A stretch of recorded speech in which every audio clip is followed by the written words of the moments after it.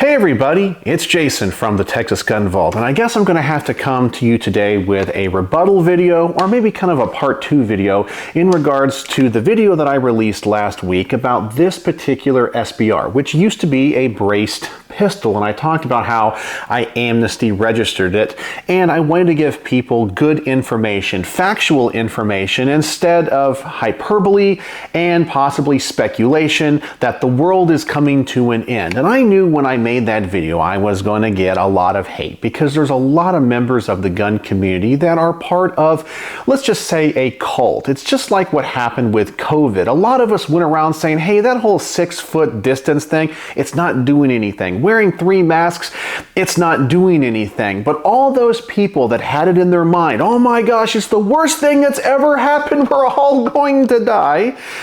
You couldn't talk to them. You couldn't explain to them with facts and knowledge and go, hey, that's not the way that this works. That's not doing anything. Having a restaurant open where people aren't wearing masks and eating could still transmit the disease, so why do I need to walk in with the mask on? But I have to wear it until I get to the table, until I'm eating, then I can take it off. All that stuff was silly and crazy, and all of us saw it. And we look at these people that still walk around today with masks on as members of some type of cult, because that's the mentality that they have. And I have a belief that many gun owners are kind of this way. They're a member of this I will not comply or shall not be infringed cult without actually thinking about what all of that entails.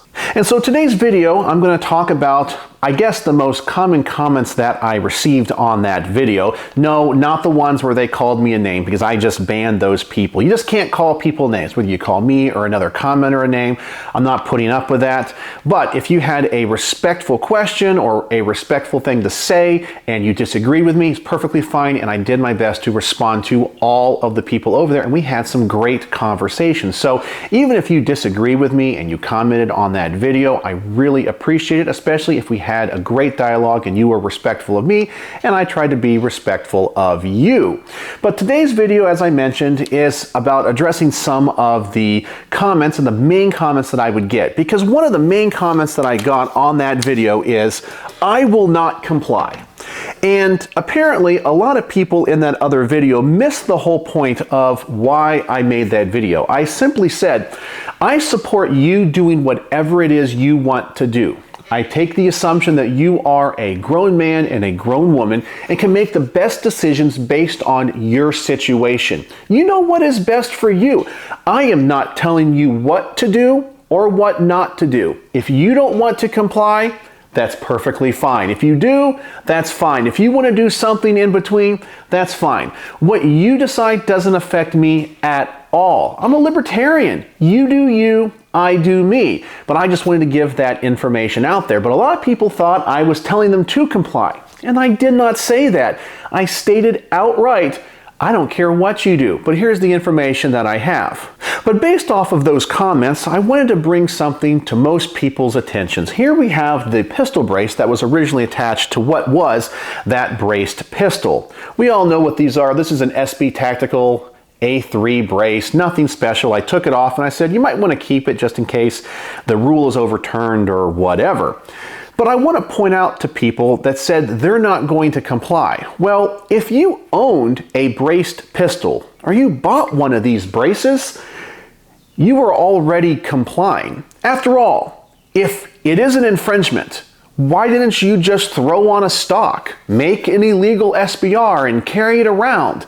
Go to the range, never register it. Who knows? Maybe some of you guys have and do that. But if you owned a braced pistol because you knew having an SBR was illegal, that if it wasn't registered, you were already complying.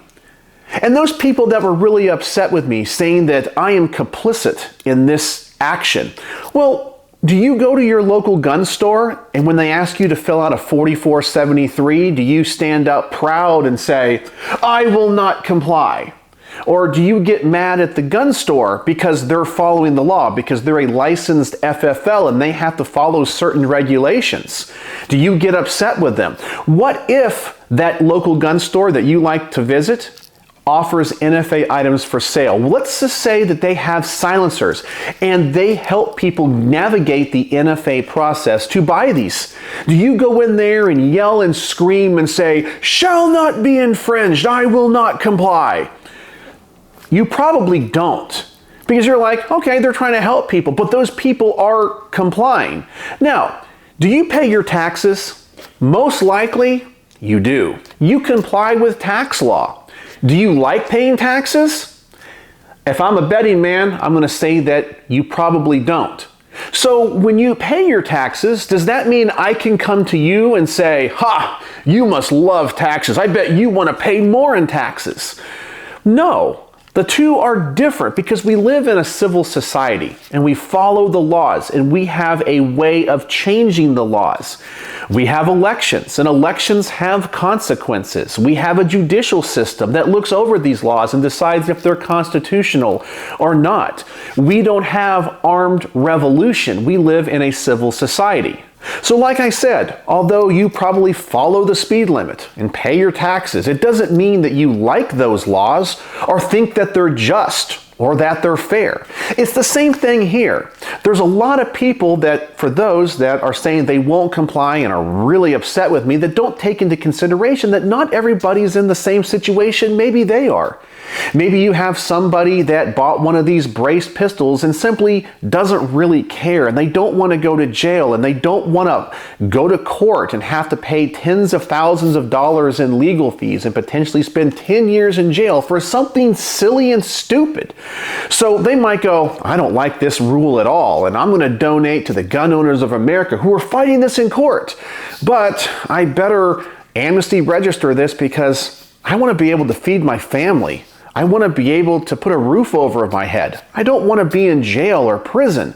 I don't want to fight that, but I'm going to do everything I can in the court system to overturn this." Are those people complicit in this? Are they bad people? I argue no. And sometimes these people that were commenting on that video just didn't understand that other people are in different situations. Now, I completely respect you if you're not going to comply. And what I mean by that is that you are not going to gun stores and buying guns using 4473s, that you illegally build SBRs and chop off barrels of shotguns and make illegal SBSs. I'm assuming that you have a drill press at home and you turn AR-15s into illegal machine guns, because all of that is not complying and shall not be infringed. Are you doing those things? Are you taking those items to the gun range, and when a police officer's around, you just flip them the bird and say, "Ha, arrest me, shall not be infringed"? I really doubt that. So if you're not doing those things, and by the way, if you did those things, you have a lot of balls, and I have a lot of respect for you if you are truly doing that, which means you're also not buying ammunition, because the companies that make the ammunition are following federal laws regarding that. And that ammunition has to be shipped to your local store or even to you in a legal way. So those companies are complying with the law. Do you have a CHL or a CCW or an LTC, whatever your state calls it? Guess what? You're complying. If you're not going to comply, you don't get those licenses and you just carry your gun anyway in the places you're not supposed to carry your gun. After all, you won't comply and shall not be infringed. We don't have to like those laws, but many people go ahead and get those licenses. They do that because they want to follow the law, but they can still fight those laws. But as I said, if you're doing any of those things, you don't really have a place to go onto a video like mine and say those things, because in many other aspects of your gun ownership, you are complying. Now, I'm not saying that's a bad thing. You guys know I'm a libertarian, and I have been telling people to join the fight to repeal the NFA for a very long time. I've been making videos on YouTube begging people, please join the fight. And I would always get the same responses. I don't want to help because I don't want a silencer. I don't care about SBRs or SBSs. My state doesn't allow them. And I'm like, listen, if we don't fight this now and repeal this, it's going to spread. No, I don't care about that stuff. Well, now the fight has come to you, and now you care. Welcome to the fight. I've been doing this for so long, but it's always fallen on deaf ears, and now it's affecting everybody. So, just because I like NFA items, does that mean that I like the NFA? No, I just follow the law. But I donate a lot of money to these organizations that are fighting this in the court. So I'm asking, are you really advancing the ball to stop this by just being angry online, coming to one of my videos and calling me a name or calling my wife a name who wasn't even in the previous video and I didn't even talk about her? Those people that told me that I should kill myself or they hope that the ATF comes and kills me and my dog? Are you really in this fight? Is telling me that going to change anything? No, it's not. Are you donating to the actual organizations that are fighting this? I sure hope you are. Are you calling your congressmen and your senators? I sure hope you are. But if you're not doing that, just being angry online doesn't do anything. You're going after somebody that is essentially on your side. So, speaking of people that are on your side, do you get upset with other YouTubers that might review a silencer or show off a machine gun on Full Auto Friday? I bet you eagerly click those videos to watch one of those big channels shoot a machine gun and blow up some tannerite. That's a lot of fun, right? Well, those people are complying with the law. They're complying with the NFA. But why all this time have you not been going on their videos saying, I will not comply, shall not be infringed? I also ask for those people that are so gung-ho about this, are you willing to risk everything? Are you willing to stake your freedom on shall not be infringed? After all, if one of your colleagues gets arrested, are you going to be the first person to show up at the jailhouse and post bail? I bet you're not. You're not going to help others. This is why the anti-gunners always win. Look at what happened in the Summer of Love a few years ago with Antifa. Antifa bailed each other out. They were in the fight together as they were destroying cities around the country because they were helping each other. Now, all that stuff in my mind was terrorism. It was bad. It was violent. It's not the way that we work in society, but they were there to bail each other out. Are you going to put up the bail money? Are you going to hire the attorney if somebody doesn't comply and then gets arrested? Are you really going to be there for them? Or are you just going to shut your mouth and look the other way? I have an idea of which one of those you're probably going to do. And that's why the anti-gunners are always going to win.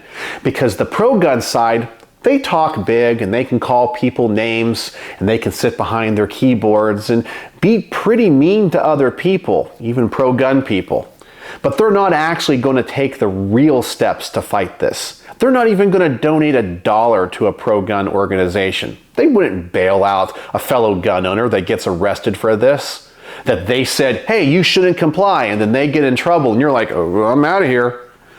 So that's what I'm trying to say. I'm asking people to look at themselves. I know it's easy to talk big. I know it's easy to make these grand statements, but ask yourself, are you really in the fight? Are you really trying to repeal this? But now I want to get into a couple of frequently asked questions that I got in that video, which I thought that I answered pretty darn well. And the first thing I want to talk about is the Form 20, which is the form to transport items across state lines. Many people were saying, congratulations, now you can never take that across state lines. Yes, you can. You just fill out a Form 20, and it's actually a very easy process. Now, I have my book here of all of my NFA paperwork, and I have filled out many of these forms. You simply download it, you print it out, and there's even a PDF version that you can fill out yourself. You input all of the names of your SBRs, SBSs, what they are, the serial numbers. You can email it to them, and they mail it back to you in a physical copy in about 7 days. And these forms can be good for up to a year. You just put the time that it could be. So these are all the forms that I have filled out to transport items across state lines. It's a very easy process. They always get approved. The only time they don't get approved is if you make a typographical error. And yes, I have made a typographical error because I have both items as an individual and a trust. Let me see if I can find one here. Maybe one's in here. And I had to redo the form. Here's one. It says disapproved.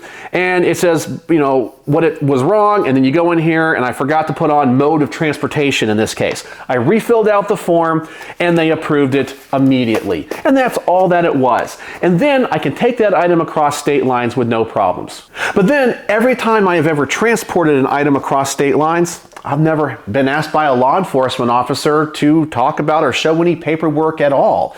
It's been relatively easy. It's not like when you SBR one of these rifles that they become some type of magic talisman that has some type of properties that a regular rifle doesn't. So I don't understand the people that are really upset about this when it comes to transporting. Yes, it is a little bit more work. It's a little bit more time consuming. But let me tell you, the process is very, very easy. And it's not that big of a deal. And yes, you can still carry it in your car legally loaded, just like any other rifle. It doesn't become some type of magic item. Now, let's talk about the fact that a lot of people are saying, well, the fact that they don't provide you with a stamp, a physical stamp, well, they're going to arrest you. Some law enforcement agent is going to be curious and just arrest you anyway because the ATF agent doesn't know the law.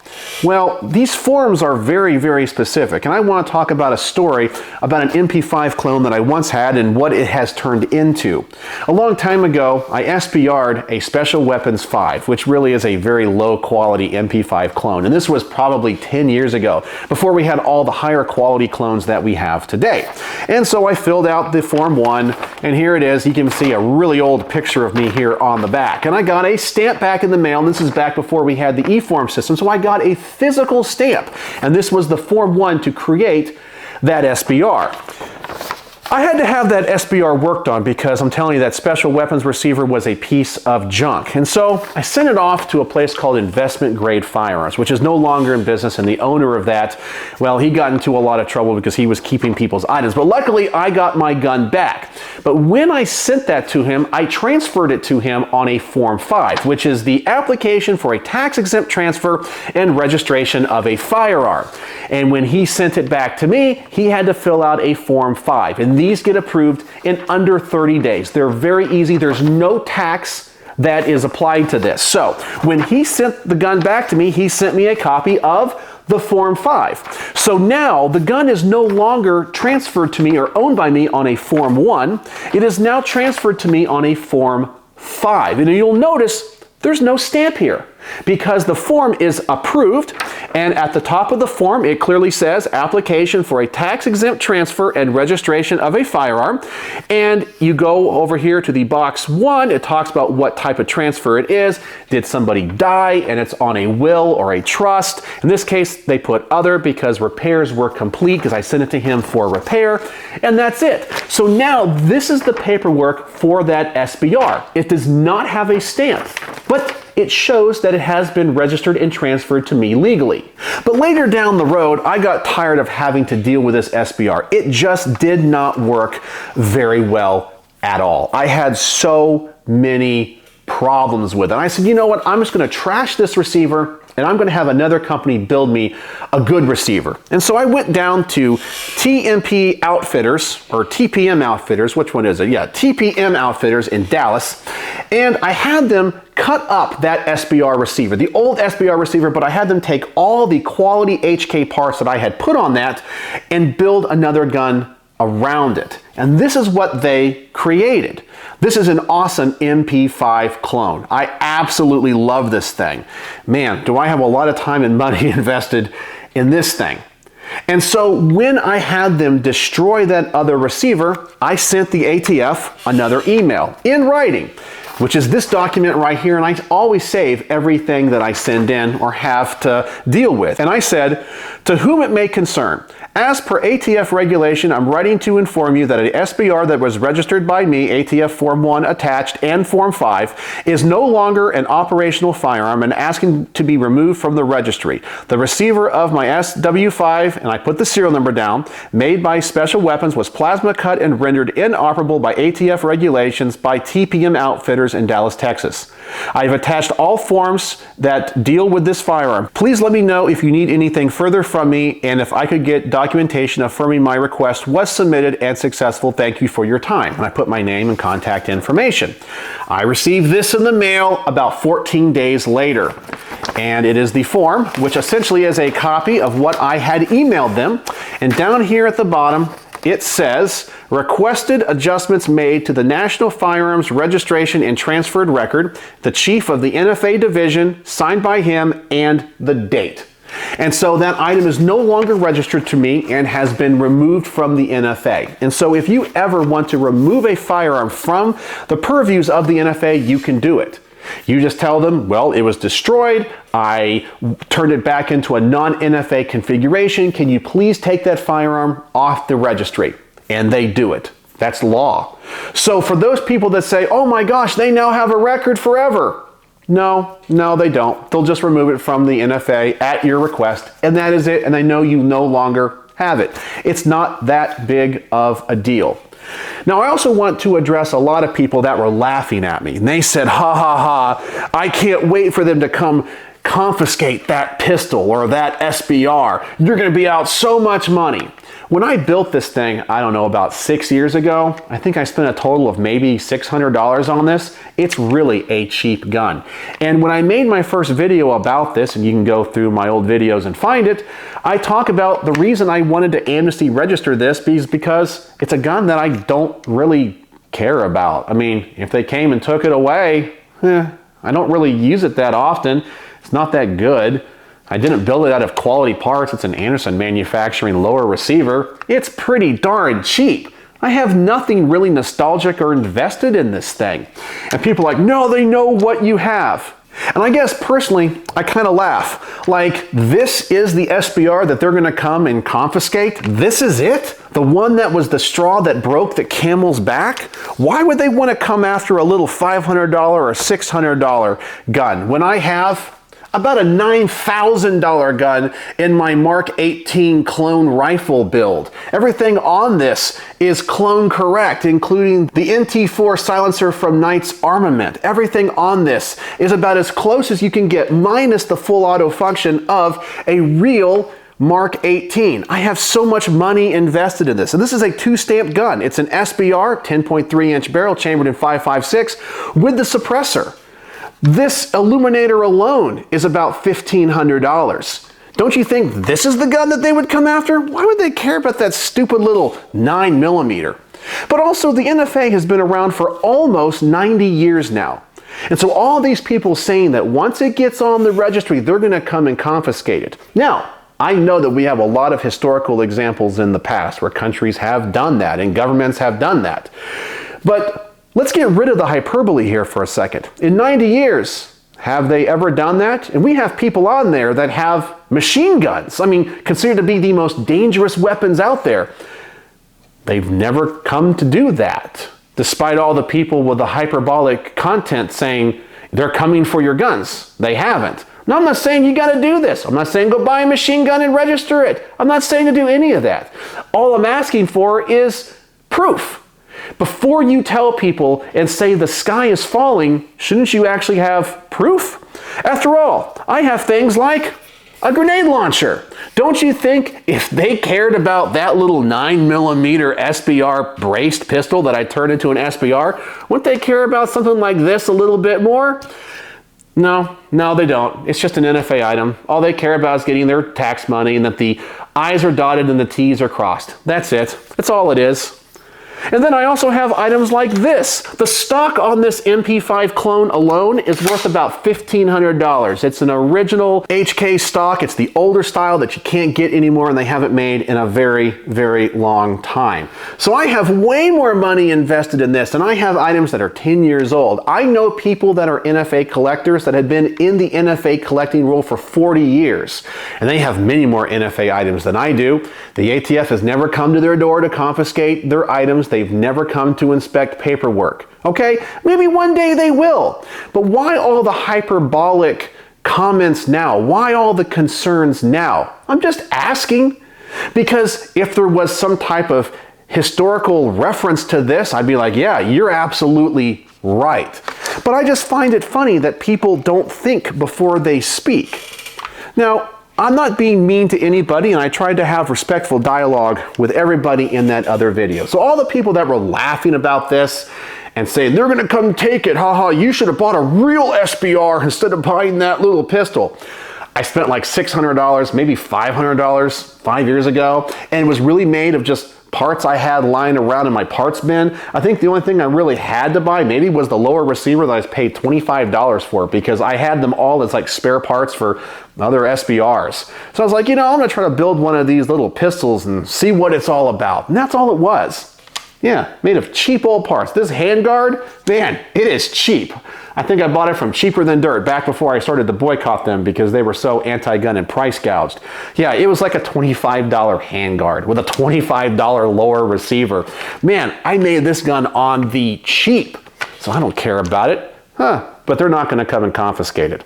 So I hope that answers some more questions, and I hope that this is a good rebuttal video to some people. And I hope that you guys begin to have self-reflection on I will not comply and shall not be infringed. If you're not going to comply, I challenge you.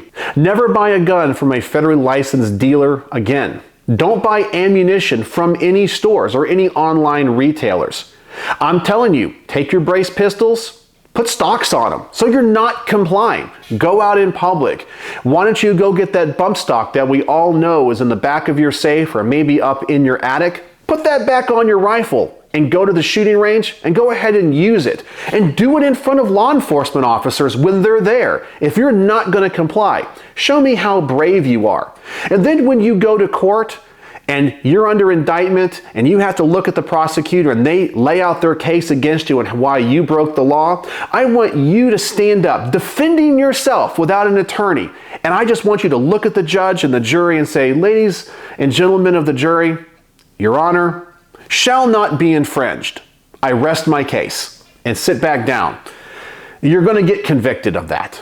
You're going to get convicted of breaking the law. So saying shall not be infringed doesn't actually do anything. We have a civil society. We have elections. We have a court system.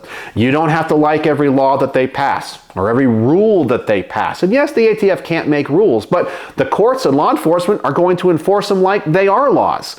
So how are we going to fight this? By being online keyboard warriors? Or are we going to donate to groups that are going to fight this in the courts? The battle and how we win this is up to you. But going after me isn't going to do a thing. It might make you feel good to call me a name or say that I should be killed or I should commit suicide. Whatever, if that makes you feel good, it doesn't affect me in the least. But you need to ask yourself, how are we going to win this battle? And it's not going to be by being a keyboard warrior. Are you going to comply? Well, you've already been complying. If you owned a brace and you owned a brace pistol, you've already complied. So don't act like some tough person, but let's together figure out a way to beat this. Let's donate to the pro-gun groups that are going to fight this. Don't go after your fellow gun owners that own NFA items. If you have a brother or a friend that owns a silencer, do you go up to them all the time and go, "You're up," and then say a bad word and call them that because you're complying? No. Do you go outside gun stores and boycott them and hold up signs and saying, "They're complying, shall not be infringed"? No. No, you don't do that. You probably go to the gun store and buy the latest pistol that you want, and you comply by filling out a 4473. As I said, maybe some of you guys don't do that. And I got a lot of respect for you. But most of you, you're complying every single day. You pay your taxes, you comply. You wear your seatbelt and drive the speed limit, you comply. You fill out a 4473, you comply. You have a CHL or LTC, you comply. You do a lot of complying, and that's okay. I'm not calling you out. It's just that we live in a civil society. You don't have to like every law that's passed, but elections have consequences, and we have a way of changing them. So let's come together. Let's work together, and let's get them changed. Let's not belittle our fellow gun owners. So that's my rebuttal and answering a few frequently asked questions that I got in the other video. So I hope once again we can have a respectful dialogue in the comment section below. But remember, you call me a name or you call any other commenter a name, I just can't have that. So I will have to ban you. But it's not because I don't like you. It's just because I'm looking for people that can debate intellectually and add some type of substance to the comments versus just calling people a name. So let me know what you think in the comment section below. And as always, thanks for watching.